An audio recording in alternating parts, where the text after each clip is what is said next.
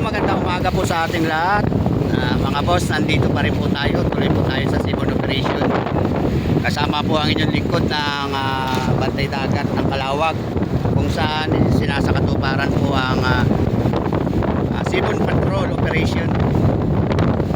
Yan.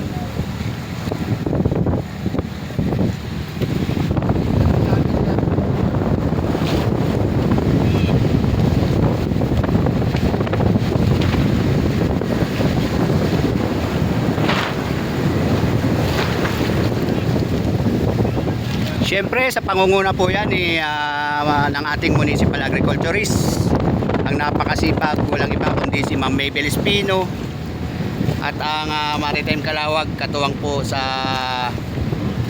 ating isinasagawang Seaborn Patrol Operation dito sa bayan ng Calawag. Nandito po tayo sa